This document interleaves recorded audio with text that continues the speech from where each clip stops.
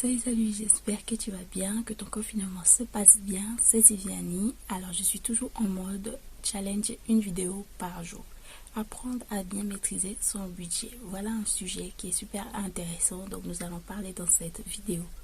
Donc, si cette vidéo t'intéresse, ne quitte pas, à tout de suite.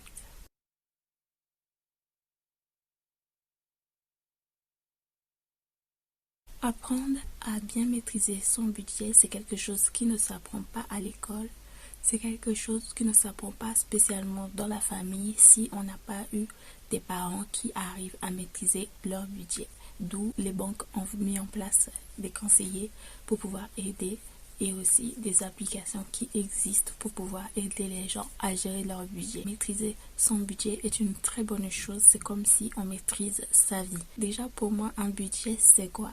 Un budget, pour moi, c'est toute entrée d'argent qui arrive sur notre compte, que ce soit sous forme de salaire, sous forme de loyer, sous forme de plein de choses. Le fait d'apprendre à bien maîtriser son budget permet de gérer plus facilement ses dépenses. Parce que notre argent arrive sur notre compte en banque tous les mois, il faut prendre 50% de son argent pour pouvoir payer à ses dépenses fixes.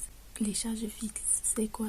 C'est tout ce qui est loyer, facture d'EDF, facture de gaz, les abonnements, tout ce qu'on doit payer mensuellement. Donc 50% de notre revenu doit nous permettre de payer nos dépenses fixes. Une fois qu'on a consacré les 50% de son revenu dans ces charges fixes, on peut maintenant consacrer 30% des 50% qui restent pour ses dépenses personnelles. Les dépenses personnelles peuvent être les loisirs, les sorties, le sport, ça peut être les shopping pour ceux et celles qui aiment le shopping.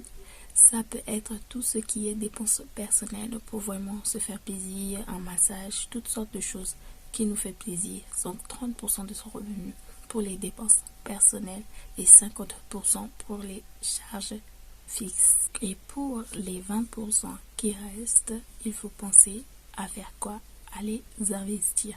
Pourquoi il faut investir les 20% qui restent?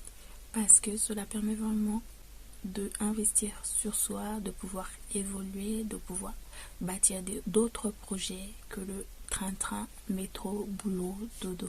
Et dans quoi peut-on investir? On peut investir en bourse, on peut investir dans des formations en ligne, on peut investir dans des coachings, on peut mettre cet argent de côté sur un compte épargne et le laisser gonfler afin de l'investir dans l'immobilier.